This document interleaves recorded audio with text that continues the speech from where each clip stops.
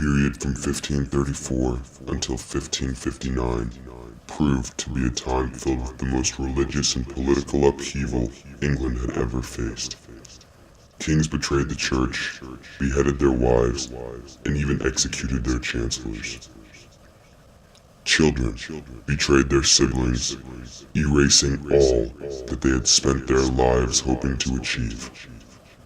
When King Henry VIII passed the Act of Supremacy on November 26, 1534, which granted himself the power of the head of the church in England, he ushered an age of chaos in which no one had ever foreseen.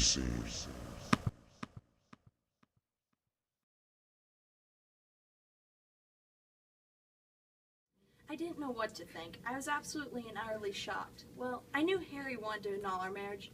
Everyone knew Harry wanted to an annulment by the way he flirted with that Anne Boleyn. But I never imagined he would go to such desperate matters.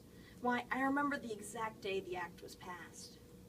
I was disgraced, thrown out of the palace, set to live in my country house with my daughter Mary, while my former handmaiden took my place as my husband's wife. I just feel bad for Henry's poor friend Thomas More. It turned out much worse for him. I regret it? No, I regret nothing. I was Henry's friend when he needed a friend, and I was his enemy when he needed an enemy. I only hope that my refusal inspired others to find backbone and stand up against it. I know your opinion of my marriage, Thomas More. You preached it enough times in the square. I believe your marriage is wonderful. You're a Catholic's marriage, so that's basically... No, my marriage to Anne. I'm queen now. I don't see how that could be. Pope Clement never approved the annulment. The Pope has no power. According to the Act of Supremacy, The Act of Supremacy is treason! BAM! Hit him again! The Act of Supremacy is approved by me, is sanctioned by Parliament, and is law, and is no heresy. I give you this chance now to pledge allegiance to me as head of the church, Thomas More. To me, it was no choice. I knew what I believed. I knew what was right. I didn't know what would happen to me exactly, but I knew that I would not agree to Henry's heretical act. Well, do you pledge allegiance? Henry, you're my friend, and you're my king. I pledge allegiance to you as my lord, but that is all. That piece of paper grants you no divine rights, and I will refute any claim you may make as such. Guards, throw him in the tower for high treason.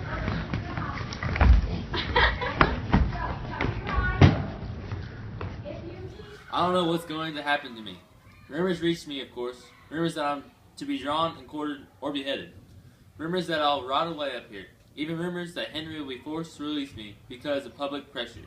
Not that I hold any faith in that one. Regardless, I made my peace with God, and I am prepared with any fate to come. Thomas More is being absolutely ridiculous. I don't see why he had such a problem with agreeing to my act of supremacy. I didn't change the church. You see, all I did was change who sits at the head. Thomas More was more than my friend. I loved him like a brother. My heart ached when I signed his death warrant, but it was an act I had to do. Pray for us sinners, now at the hour of our death. Amen. Thomas, I have talked long and hard with Cromwell. I wanted to save your life, but he was adamant. He said my power will never be consolidated while your head remains on your shoulders.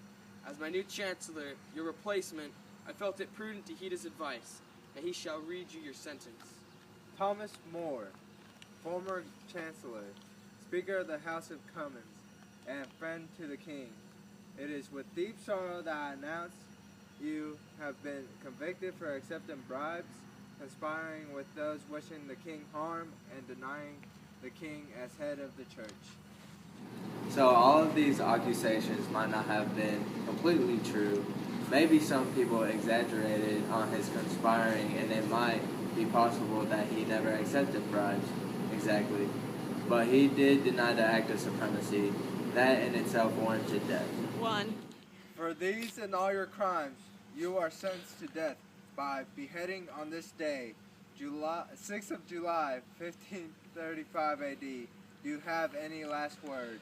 I did nobody harm. I say no harm. I think no harm, but wish everybody well. And if this not be enough to keep a man alive in good faith, I no longer live. Oh no, he's dead. They came in like death, the three of them. King Henry VIII, Chancellor Thomas Cromwell, and Henry's appointed bishop, Thomas Cranmer. The three lords of the devil, we called them. They must have been servants of Satan. No other explanation. Led by Archbishop Cranmer, who used to be a Catholic priest of all. They would scour the countryside, confiscating all monastic property, and claim they were the king's lands now. Why, they even came pounding on our door, the simple Carthusian monks. John Houghton. That is I. How may a lowly monk like myself be of assistance to you? Cut the act, Houghton. You don't like us, and we don't like you. My lord, God calls us to love our enemies, do good to those who hurt us. I don't care what God says. I care what I say. As should you. Understood? I hear whispers, my grace. Apparently I'm not the only one who views you as foe. Mind your tongue, monk. You speak to the king. The king already knows what I say. He knows the peasants dislike his rejection of the church. He knows cries of rebellion spread throughout England. As the king's archbishop, I demand you to be silent. No, Bishop Cranmer. John Houghton speaks the truth. And that is precisely why I need your help, John Houghton. The peasants don't love me or my act of supremacy, but they do love you. Sign your approval for the act of supremacy. I promise you'll be the most powerful member of the clergy in England. Your grace. Silence, Cranmer. Well, what do you say, Houghton? King Henry, you had your only true friend in the world beheaded for refusing the act of supremacy. I would never undermine his sacrifice by approving your heretical act. I refuse now and shall ever refuse. I hope you understand, my lord. Cromwell, Cranmer, have John Houghton and all the Carthusian monks drawn and quartered. I want their bodies thrown in the sewer. Don't you just love fickle fate? Not even a year ago, I was but a poor handmaiden of Queen Catherine. Now she's been cast out to the countryside, forgotten all along with her brat of a daughter, Mary. And here I am, queen, pregnant with the king's child. A son, hopefully. The people say Henry divorced Catherine because she only gave him a daughter. But I shouldn't worry about that. It will be a son, right? My lady, you're doing wonderful, my lady. May I? Catherine never let me look. I mean, can I at least see what it looks like down there? Take a peek, your grace.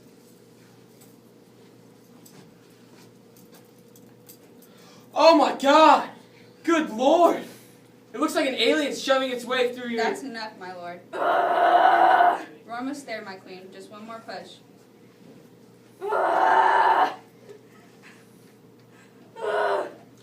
Is it healthy, Shane? Yes, she's as healthy can be. You mean he, right? Excuse me, my lord? Well, it is a boy, isn't it? You promised me a boy! I mean, we'll have another. It's okay. You can keep a secret, can't you? This is completely confidential. Good, because I have a secret that I need to get off my chest. Ever since Queen Anne had her baby, that unwanted daughter, the king has been disenchanted with her. And since he no longer wishes to couple with Queen Anne, he's found somewhere else to park his carriage, if you know what I mean. Just answer me this, Henry. Do you see us going anywhere? I don't know. What do you expect me to do? Divorce Anne. Marry me. I'm tired of being the handmaiden to the woman whose husband I'm sleeping with. I can't divorce another wife. The people just won't have it. Who rules England, my love? The people or you? Listen. You may be my mistress, but I'm still your king, and you will watch how you speak to me. My apologies, my lord. But it's been 3 years. Anne's daughter grows older, but she still hasn't given you another child, much less a son. She grows old, my son. You don't think I know that? You don't think I haven't thought of that? Marry me, Henry, and I will give you all the sons you could ever want. Adultery, treason. I'm accused of plotting against and cheating on my husband. The hypocrite. As if I didn't know he goes sneaking off with my handmaiden Jane Seymour every night. Yes, I'm the adulteress. I know exactly why I'm being locked up in the Tower of London. Henry's still sour that I gave birth to Elizabeth. The sexist pig. I don't see why he couldn't have just divorced me like he divorced Catherine. I don't know why he needs to behead me. In the light of the adulteress Anne Boleyn's death at the axe, I hereby ask King Henry VIII of his name, do you take Jane Seymour to be your lawfully wedded wife? I do. Jane Seymour, do you take Henry VIII of his name to be your lawfully wedded husband. I do. I now pronounce you man and wife. You now may hug the bride. It all happened so fast. 1 second I was changing Anne Boleyn's bed linens. Then before I knew it, she's beheaded and I'm seated on the throne next to Henry. Before I knew what was happening, I became pregnant. They say Jane's gone into labor, but trust me on this one, there is no way I will ever witness the birth of my children again. Not after what happened last time. Ugh, the horror. What do you want? These things are supposed to be kept private. A son? That's wonderful. Wait, there were complications. Tell me, is my boy alright? Yes! Jane's dead. Boo-hoo. How's my son? Thank God he's alright. My little Edward. My lord, you must marry soon.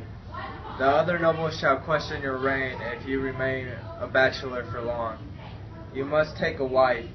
There are many eligible ladies that will make wonderful wives as well as marriage alliances. By the beard of Zeus, Cromwell. Thomas More may have been a traitor, but he never talked my ear off like you do. My king, you must marry. Alright, who do you have in mind? I have spoken with the Princess of Germany, and they have proposed to marry Anne of Cleves. The marriage will surely strengthen our ties with the powerful country. Do what must be done, Cromwell. I only hope this marriage goes better than the last. Oh my gosh, Anne of Cleves is horrendous. She may actually be the absolute most boring woman I've ever met. All she does is stare at me all day long with this dopey, love-struck stare on her face. She never says anything, I swear. This of Anne of Cleves makes Catherine of Aragon a skilled conversationalist. Anne Boleyn, a perfect saint, and Jane Seymour, a master chef. There's nothing this woman can do. However am I to get out of this marriage? First wife was divorced, second was beheaded, third just died. Am I really going to go through 4 wives? Hi. I don't know what else to say. Actually, I can't take it anymore. I don't care if she's my 4th wife, I'm divorcing her. I will not be a widower 3 times. Cromwell wants me to pick a wife. Fine, I'll marry Anne of Cleves' handmaiden. I think her name is Catherine Howard. I've heard she's Anne Boleyn's cousin. Maybe she'll have inherited some of Anne's flexibility. I've been thinking long and hard about this. Anne, you're out. Catherine of Howard, you're in. Ha ha ha ha. I hope you bear me many sons.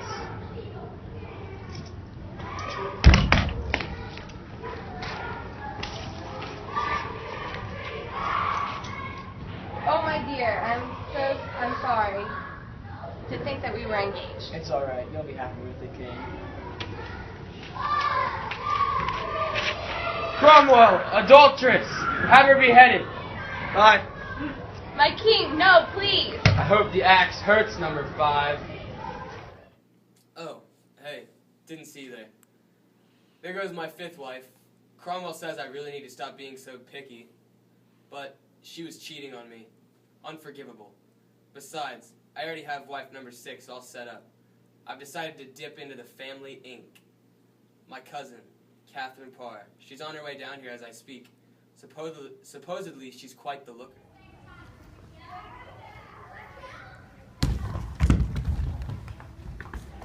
Dang, you're gorgeous. Oh no, my drop-dead sexiness made him drop dead.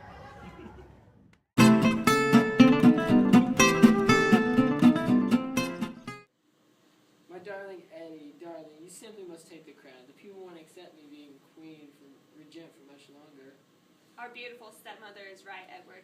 Father's been dead for over a year. If you aren't coronated soon, the peasants will find their own king. But I don't want to. Why can't you be Queen Beth? Because I am a woman. The people would never let a woman reign while her brother still lives. But I don't want to. Don't worry, Edward. I'll help you every step of the way. If you want, dearie, you can always take a beautiful, gorgeous, sexy, delicious wife like me. That's all right, stepmother. I think we can manage. No! Archbishop Kramer, who is this? This is your uncle, the Duke of Somerset. It is my pleasure. to make your acquaintance, my young king. It will be my honor serving as your advisor. Actually, King Edward has already chosen me to advise him. Nonsense! You are nothing but a young girl. I'm a duke, knowledgeable of the worldly ways. I shall be more than adequate in serving as his grace's advisor. Why don't we let Edward choose? He is the king after all. Very well. What shall it be, my king? Your intelligent, powerful, resourceful, wise, practically perfect uncle, the Duke of Somerset, or her, your sister? I'm sorry, Elizabeth. If we can't figure something out, we'll come to you. I understand. I do not trust this Duke of Somerset in the least. Ever since he arrived and appointed himself advisor to the king, he's been making all these laws and rules. I might not agree with all that my father did during his life, but there is no way that these changes imposed by the Duke are any better. He's had his soldiers burning altars and completely reinventing the Mass. He's thrown bishops and priests, even the one that my father favored, into jail. The courts are flooded with politicians trying to take any opportunity they can find. Rebellions against Edward and his advisor have cropped up all throughout England. Somerset, what should we do about them? Before we think about how to put an end to the rebels, we must think about from where they came. You know that in continental Europe, the Catholic Church had begun the Council of Trent, called by Pope Paul III. Although yet has much to be accomplished, it is agreed upon by all that great reform is taking place. Yes, but what's your point? Compared to the revitalized Catholic Church, the Church of England looks weak. We need to adopt a religion that has power in its name, that already has many allies associated with it.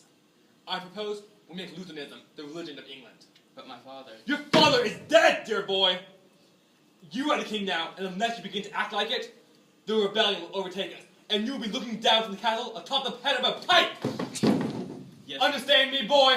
Yes, uncle. Do what you will. The entire English nation was turned Lutheran overnight, and I was powerless to stop it. Edward was always a sickly boy, and God forgive me, I was glad when his illness overtook him, and he died in his bed one night. It meant that the Duke's power was at an end. You do not wear your mourning clothes, Elizabeth.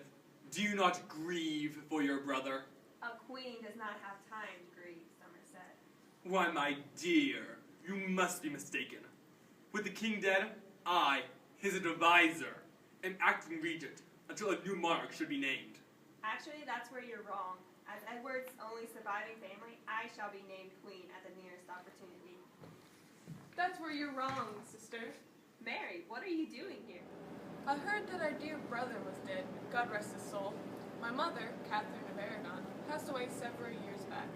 When I heard of a monarch absence, I took it upon myself to travel to the capital and be named queen. You wish to be queen? I am the eldest child of Henry VIII, am I not? Yes, I suppose you are. Then I shall be queen. You seem to forget, Queen Mary, that until your coronation, I remain acting regent. And my first act as queen is having this oath of this supervisor executed. Guards! Get off me! No! Ah!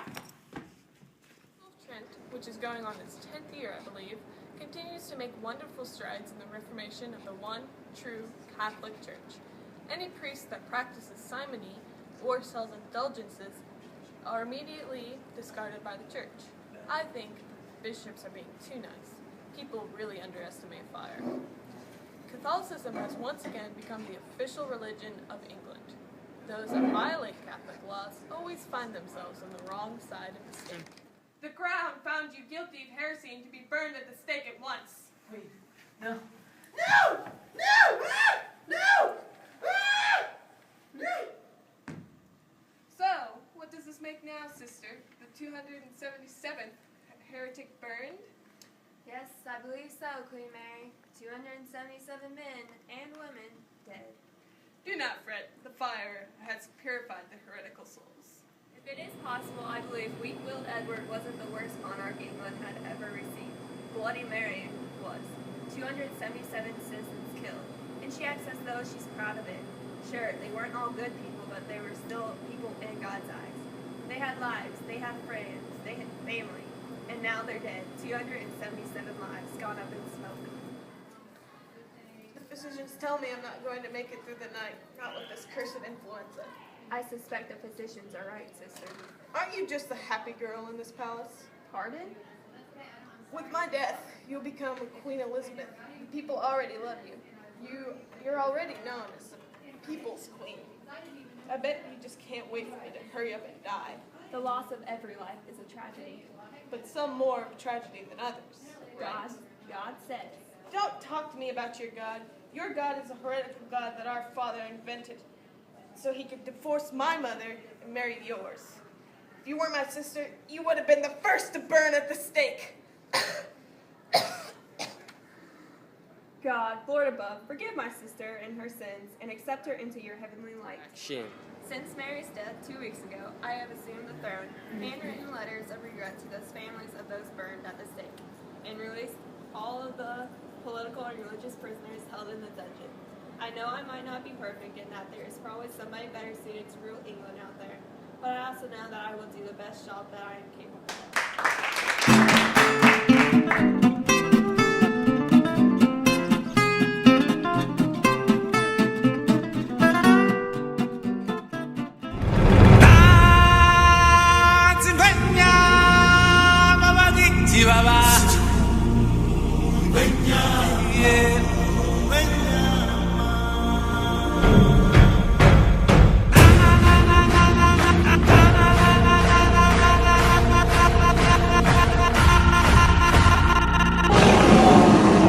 Hey yo, it's District 78.